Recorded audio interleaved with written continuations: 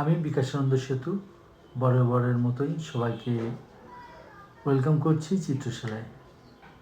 আজকে আমরা একটি ঘর কিভাবে খুব সহজে আঁকা যায় সেটি দেখাতে চাচ্ছি।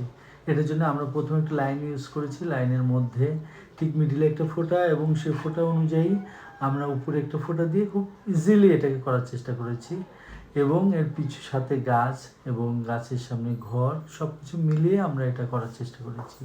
এবং এটাকে কিভাবে কালার দিতে হবে সেটার জন্য আমরা ব্যবহার করছি ওয়াটার কালার। ওয়াটার কালারের শুরুতেই আমরা দিয়েছি ইয়েলো নিচে গ্রিন এবং গ্রিনের পরে আমরা একটু ডিপ গ্রিন দিয়ে এটাকে বিভিন্নভাবে এটাকে ব্যবহার করছি।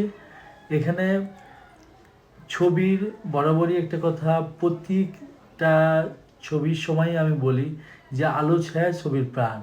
সে আলো ছায়া বের করার জন্য আমি কিন্তু প্রথমেই লাইটটা রেখে দিচ্ছি, দিয়ে খুব সামান্য জায়গায় ডার্ক করে এটাকে এমনভাবে বের করতে চাচ্ছি যেন এটা দেখলে মনে হয় অনেকটা রোদে আছে।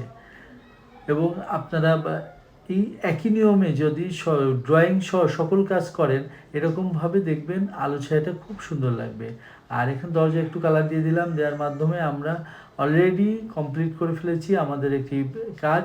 এখন আপনাদের প্র্যাকটিস বেশি বেশি পর্যায়ে প্র্যাকটিস করলে এরকম ঘর আঁকা ছোটো সোনামণিদের জন্য কোনো ব্যাপার না, তারা ইজিলি এইগুলো এঁকে ফেলতে পারবে।